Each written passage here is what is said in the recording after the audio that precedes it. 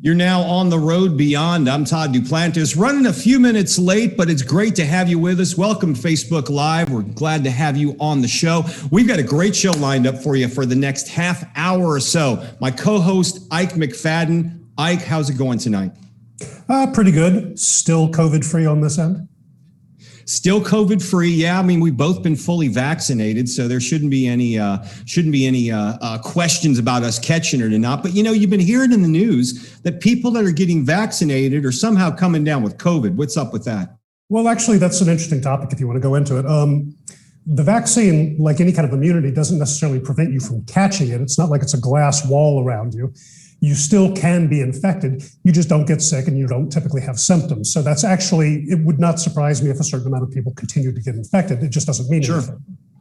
Yeah, I mean, they say, 6 in 1,000. Well, 6 people are sick out of 1,000. So there you go. They just happen to be the ones who made it on the news. Okay, so let's get to the show. We got other things to talk about. Folks, we're live on Facebook right now. If you have a comment or a question for one of our guests, make sure you type it below in the comments, and we'll have Ike ask them those questions for you because I'm monitoring the live stream. All right, Ike, let's get into the show. I know you're familiar with the Hollywood area, Hollywood, Florida, but tonight we're going to take folks to Hollywood, California.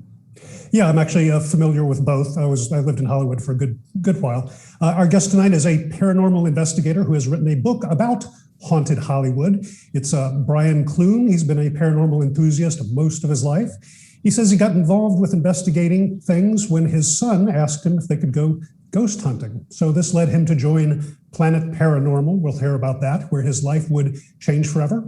Investigation became a passion, and the more he learned about what was involved, the more he realized that history was the key to effective paranormal discovery.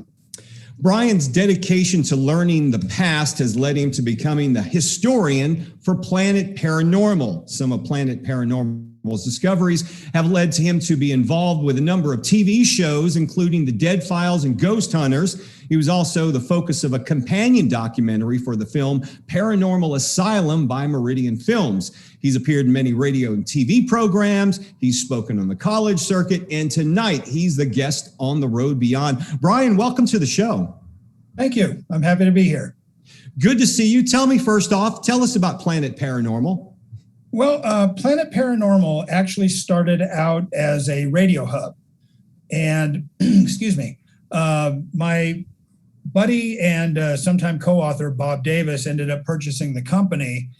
And I'm not going to go into, we started off as Pacific Ghost Hunting Society, but something happened and we needed to change our name. And it just seemed like a natural transgression to go from the Planet Paranormal Radio Hub into Planet Paranormal Investigations. And now we have Planet Paranormal Publications, and that's right. Sort of our bookend. Right. Okay. And we're going to go ahead, Ike. So I heard Todd mention earlier, can you tell me what Paranormal Asylum is? So Paranormal Asylum was a major motion picture. It was okay, but it had, it really didn't even have a limited release. It was about, I want to say 6-7 years ago, give or take. And they had wanted to do a documentary, which was a companion for when it was released on DVD. So they contacted me and asked if I would do the interview for the documentary. And I was like, yeah, absolutely. So they came out, we filmed for a few hours. We actually did it at my sister's house, which was actually kind of fun. She's got this almost jungle-like backyard. So it actually fit pretty well because at the end of the movie, they're on this complete overgrown island in the middle of New York. So it actually fit pretty well with the movie. So I was really happy to do it.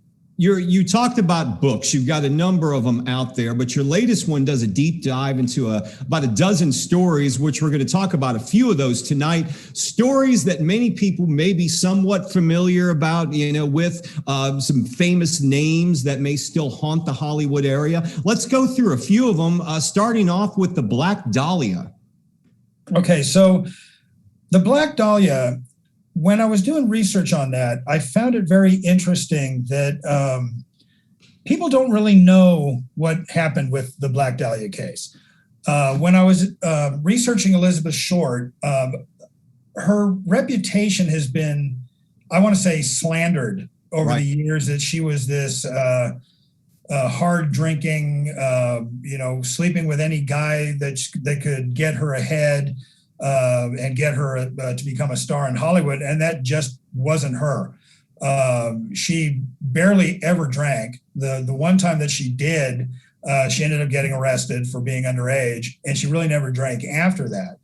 Then there is the whole Black Dahlia books that are out there that really don't have much basis in fact, shall we say. And this all comes from me just literally just diving into who Elizabeth Short was,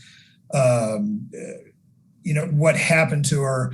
And I got together with a retired investigative report. My apologies for that. A retired investigative reporter for the LA Times. Mm-hmm. Now, he had partnered up with a profiler from the FBI. And what they came up with is just so compelling on who actually murdered Elizabeth Short. Now, he was a doctor, and a well-respected surgeon. He had a family contact with the Short family. It turns out that Elizabeth Short's sister got married at his house. And his office was right around the corner from the Biltmore Hotel, which was the last place she was seen. And they even came up with a theory on why he was never caught. It turns out that he died about a year after the murders from advanced Alzheimer's. Wow. So where did the name the Black Dahlia come from? The Black Dahlia actually came from a newspaper reporter. Mm-hmm. And it was a reference to her wearing black. But at the time, one of the biggest movies in Hollywood was a movie called The Blue Dahlia. Mm-hmm. So they sort of, because she had a tendency to wear black, they just sort of turned it and called her the Black Dahlia. Now, one of the things that I think is the most vile thing I've ever heard to come out of the media was the way they got some of the information for Elizabeth Short. They had called her mother, who lived on the East Coast, and had told her mother, well, we need to get some personal information on your daughter because she just won a beauty pageant. Right. So by lying to her and saying, well, we need this for our news article, for the beauty pageant and blah, blah, blah, blah, blah, they tricked her mother into telling them all kinds of secrets. At the end of the interview, which was a phone interview, they told her, well, we really need to tell you your daughter was murdered. Jeez. Which just devastated her mother. Right. And I mean, that's just one of the things that I was just appalled when I was reading about that. And there seems to be a lot of misinformation. I mean, you talked about the rumors that were spread about her. If you look, I mean, you can see the crime scene pictures have been posted very widely. You just look them up on Google. They're very gruesome and grotesque.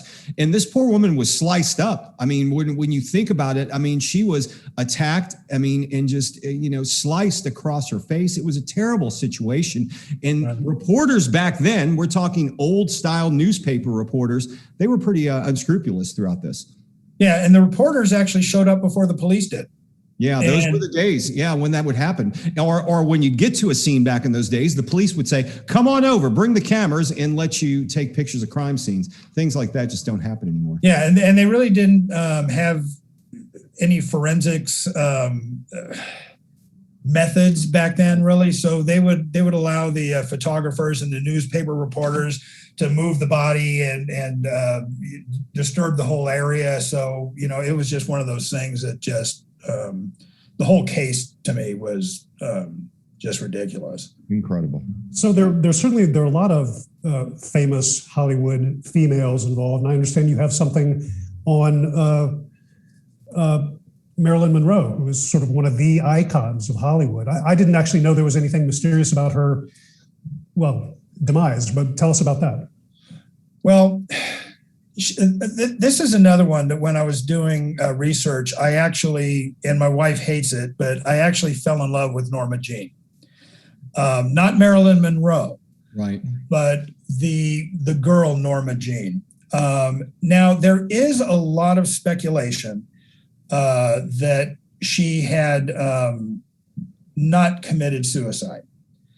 Now, I believe it was 1995, Sam Giancana's widow and son came out in the LA Weekly and basically said, no, the Kennedys hired my husband to kill her. Now, the story goes that they, let me backtrack a little bit. Most people think that she was having an affair with John F. Kennedy. Right. Now, her psychiatrist had all of her papers, and in her own words, she was not. When she went out and did the famous Happy Birthday, Mr. President, she had gone out there to try and get John Kennedy to get Robert Kennedy to stop harassing her. She didn't want to have anything to do with Robert Kennedy anymore. So the speculation for that is that Robert Kennedy, who, by the way, was in San Francisco the night that she was murdered, but had disappeared for quite a few hours. And her housekeeper had stated that Robert Kennedy was at her house in Hollywood the same day he was supposed to be in San Francisco. Okay. So now you have that little bit of a mystery, whether it's true or not, is still up for debate. And now you have Sam Giancana, who comes out, Sam Giancana's widow and son, who come out and say, oh no, Robert Kennedy hired my father to have two people murder her. And they supposedly, now she was a drug addict.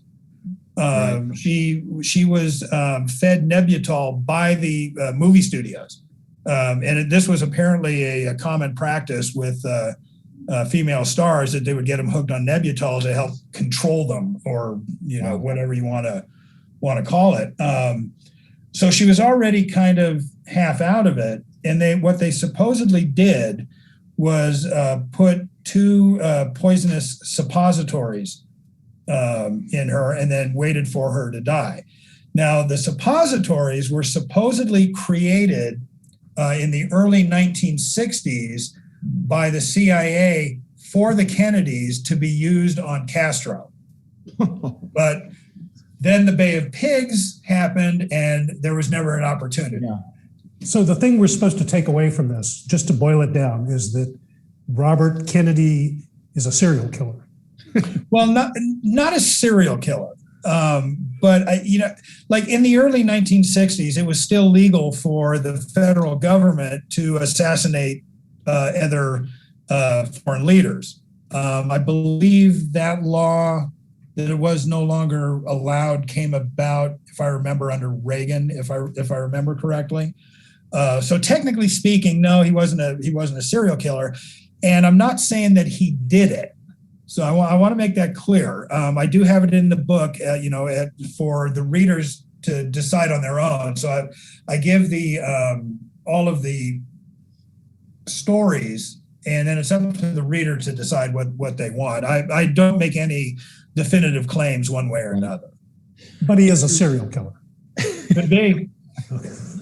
Did you notice when we started talking about that, your internet connection started going out? I don't know if anybody else noticed that, but hey, people are watching. We're talking with Brian Clune. He's with Planet Paranormal, and he's the author of several books, including Hollywood Obscura and Haunted Universal Studios. We're talking about some legends in Hollywood that passed in some questionable ways. Brian, I was a big fan of the old Superman series back when George Reeves was in the series. I remember watching watching this when I was a kid, fascinated by it because he just didn't look like Superman to me. I was like, who's this dude? But his demise was questionable as well. Right. Maybe you could tell us about that. Well, there's a movie called Hollywoodland. It came out a few years ago, and I highly recommend anybody that is into the George Reeves story to watch it, because the great thing about this movie is they don't have just one ending. So they show each theory of how he passed. I personally believe that it was most likely an accident, that he had a very bad case of depression that he was fighting most of his life. He got stuck in the Superman role. It was very good for him, but he wanted out of the Superman role because he thought that he wasn't being taken seriously for other movies. Now, a lot of people don't realize that he started out in Gone with the Wind. So he was actually in that movie, and he had a prominent role. Well, he didn't have a bit part. I'm not sure you could call it prominent. And then, before he landed the Superman role, he had quite a few movies out. But once he landed the Superman role, Hollywood basically stopped, and he was just Superman. Now, at the time he died, he was about to embark on. Now, they had paid him quite a bit to continue with Superman, but they were also giving him other roles. So he was really happy about this. Now, him and his fiance, and I'm sorry, I'm having a mental block on her name, were kind of arguing the night that it happened. He needed to go up to bed, so he went up to bed, and then some of the neighbors came over, and his fiance, I believe her last name was Lemon, they started partying downstairs. And it woke him up, and so he came down and was kind of getting on their case, had a few drinks himself, and then went back upstairs. But on the way up, he said something like, "You might as well just kill me," or something to that effect. So the guests asked his fiance, "Does he say that stuff all the time?" "Oh yeah, he's not serious," was her response. Well, about 20 minutes later, they heard the gunshot. So she went up to, see if everything was okay. And she rushed back down to tell everybody, "Oh my God, he shot himself." Now, the strange thing is it took him over an hour to call the police. Wow. Yeah. So, no one's quite sure whether that meant that she did it or somebody else did it. But he was also having an affair with the head of MGM at the time. Now, they knew it. And again, I'm having trouble with her name. I'm really sorry about this. But he would actually go over to his mistress's house and have breakfast with her and her husband. He was having affairs. She was having an affair with him, and they were all good with it. As a matter of fact, she ended up buying him a car. She bought the house that he was living in. So he was doing just fine. Now there's speculation because he wanted to break up with her. Her husband was upset that he was going to break up with his wife, tried to convince him not to, and he refused. So, and I believe his name was Mannix. Yeah, her name was Tony Mannix. And Mannix, her husband, was the head of MGM. And so he had her killed because he was breaking up with his wife. So, the whole thing is really kind of bizarre. But even to this day, George Reeves is seen haunting his house. And one of the things I found out that I thought was just really amusing is back in the 60s, the LA County sheriffs were called to the house because the neighbors said that there was somebody on the roof. So they drove up Laurel Canyon, went to the house, and sure enough, there's George Reeves in full Superman costume standing there, with his "I'm Superman" pose. And they're just like looking at each other going, "Are you seeing is that who we think it is?" And right as they were saying that, he disappeared from the roof and appeared right in front of their car. At which point they just backed up, drove off, and swore that they would never tell anybody. And of course, they told everybody. They told everybody after that. Station, but that right there, I've always just found really, really funny.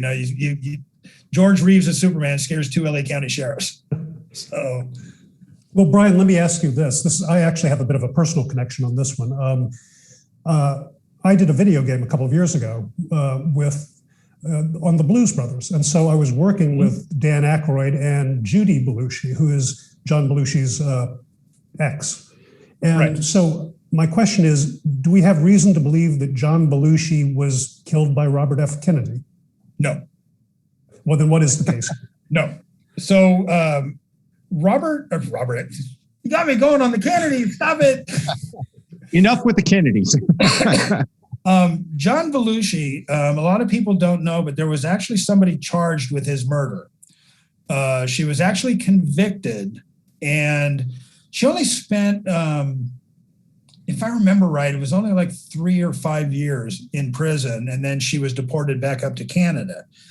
Now, what I get a kick out of with this one is it's the same woman who has the song Sundown written about her, because you're talking about with Gordon Lightfoot. Gordon Lightfoot actually was having an affair with her, and she was like, messing with him. So he ended up writing this song, Sundown, and then she was actually with Belushi the night he was, I'm going to say killed, because I really believe that if she hadn't been there, he'd still be alive. Well, she had allegedly, or I guess convicted of shooting him up with a speedball, correct? Exactly. Yeah. Exactly. And, with all of the evidence, I believe that she was, if nothing else, culpable. Right. And the whole thing with John Belushi was just so sad. I mean, he was such a great talent, and he didn't realize himself just how good he was. He always thought he needed to be better. He always thought that he wasn't doing enough. But in reality, I mean, he was just, brilliant, I thought. And to be serious again for a moment, have people seen a ghost of John Belushi? I hadn't heard that. They have. There is a story of a couple with a young girl who had checked into the Chateau Marmont, which is where he was found. And they checked into the room that he was found in. I believe it was Cottage 8. And they woke up, and she was talking to somebody, and she was laughing, and she was having a good time. And they asked her who she was talking to, and she said, "The Mirror Man."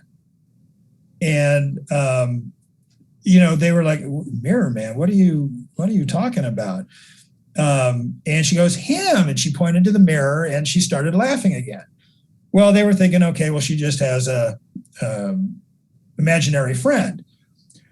Well, when they got home, they were watching TV, and I believe it was maybe almost a year later. I'm not sure the timeline at the moment, but they were doing a story on John Belushi, and she pointed to the TV and went, "That's the Mirror Man. That's the Mirror Man. I really like him." Wow. So they were like, "Wait a minute." And so they called the chateau, and that's when they found out that, yes, that was the room that John Belushi was found dead in.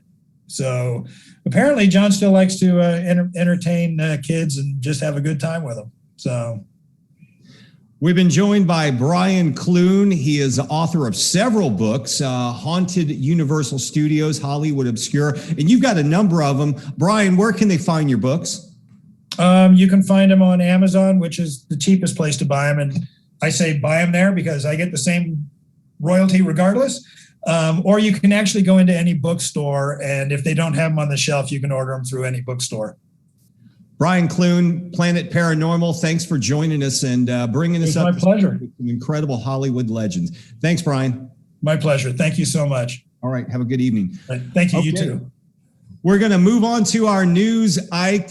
Here's a look at some of the weird, tantalizing, and just plain bizarre stories posted from our partners at the Full Spectrum Project. Okay, Ike, I'm excited about this next story because it was posted widely across social media. We had it on our page last week as well, but it also comes to us from MSN. It's made the rounds on Fox News and CNN. The Pentagon has confirmed leaked photos and videos of UFOs are legit. They're now calling the craft UAPs, or unidentified aerial phenomena, as opposed to UFOs. Either way, the State Department says they're real, whatever the hell they are.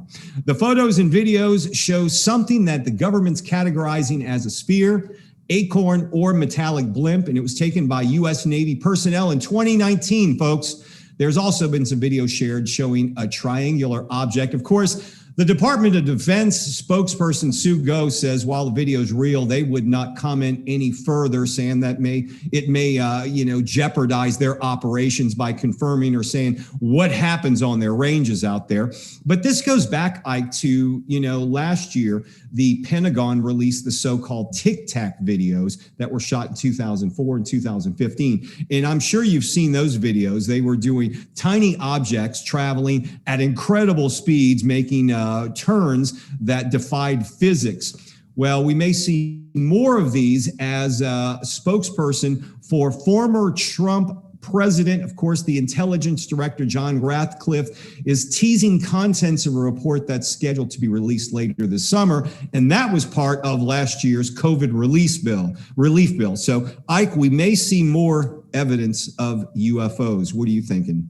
I will be the skeptic, as I usually am, which is, to me, it's one thing to say, the video is real, okay, and it's an unknown object, which may be true.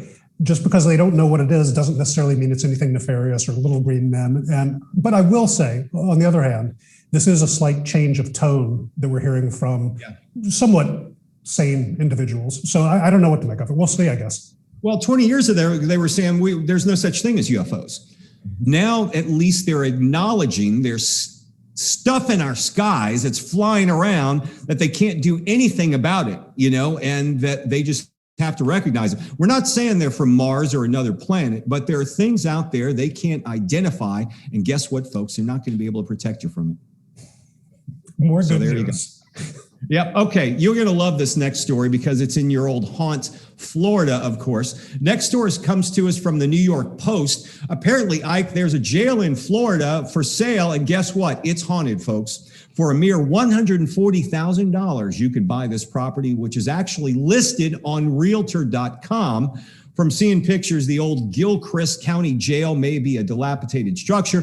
It sure could use a little TLC and a lot of yard work, but hey, it's located just west of Gainesville for all you commuters out there.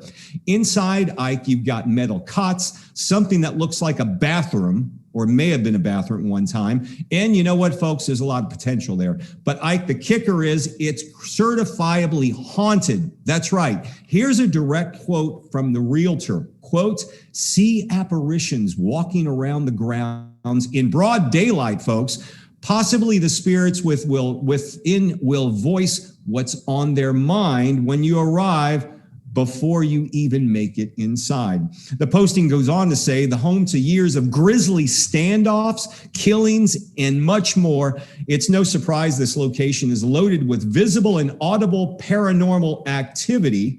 Can you believe years ago they would lock prisoners in there and there would be no one in the jail besides the prisoners?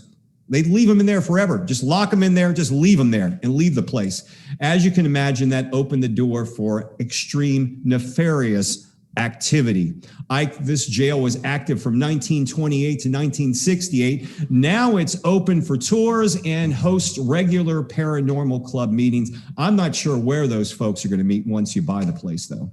Well, I've got a question. You said it was certifiably haunted. And I was just curious. I was wondering, is that a federal agency that certifies haunted prisons, or is it a local one? I just want to know, surely we can trust it.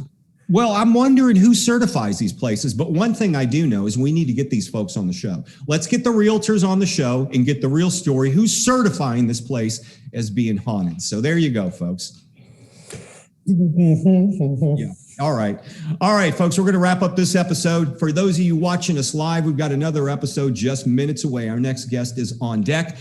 Make sure you check us out on our YouTube channel, folks, The Road Beyond Podcast. And you can find us, obviously, you're watching us on Facebook here. Like our page, follow it, and look for us on Twitter as The Road Beyond Podcast. Ike, you're going to be back for the next show? I will certifiably be back unless Robert F. Kennedy kills me. Boy, you're just going to get the Kennedys on our tail tonight. All right, folks, we're going to wrap up this show. Make sure you check out our next podcast, and we will see you next time right here on The Road Beyond.